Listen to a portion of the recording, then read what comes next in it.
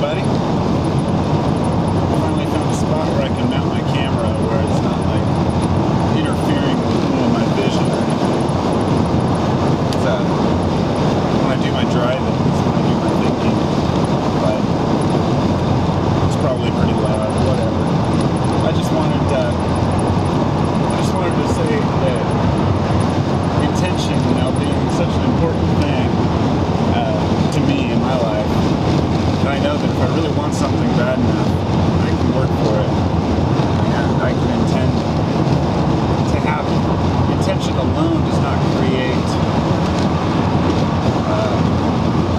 the environment for manifestation. In other words, intention combined with action is what you need.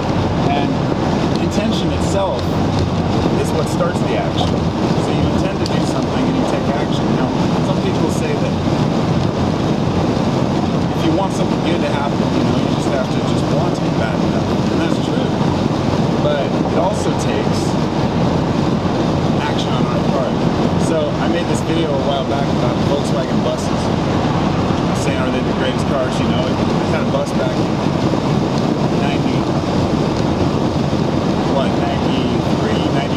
1983, I got a bus. And I had it for a couple of years. Eventually the transmission crapped out and I just kind of abandoned it. Now the van was phenomenal. I mean, it was in great shape otherwise. And I just was young, I didn't know better. And nowadays, trying to find a Volkswagen is nearly impossible. When you look for a bus, even a decent running bus without rust, is like $3 or $4 grand. And you're like, man, some of these 1960s split window buses, they're selling for $60, $70, up to $100,000. So I put out the intention that I wanted one. I wanted a bus. I talked to my mechanic and I told him to keep an eye out for buses the other day. So I had the intention and I put forth the action, said to keep an eye out. And I've been looking on Craigslist. And he said he found a friend that has 3 buses inside of his house and all he wants is like $1,000 a piece for them. I was so stoked. So I've been waiting, and he traded for it too. So I was waiting to hear back from him. And then he comes by yesterday and he's like, hey, I was looking for the vans and I found them. He said, I posted up on Facebook, does anybody have a Volkswagen? And one of his friends on Facebook said, oh, I have a bus inside of my house. That was my dad's. It's been sitting there for 5 years. I'll let it go for cheap. Basically getting 3 ounces of weed for it. And around here, that's the way we sell, that can vary in price depending on where you live in the nation, but some places are, $300 an ounce. But here, we're talking $100 ounces is what he traded. So he basically gave the guy $300 for the bus. And he's like, yeah, you can have it if you want, He just wants me to, just pay him what he paid.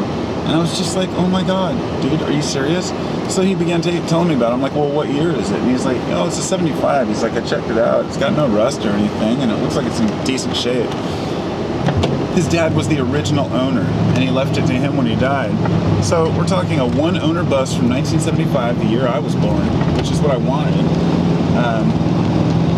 It's a green bus. I haven't seen it yet, but we're going to tow it to my house today at 3 o'clock, and I'm buying it no matter what.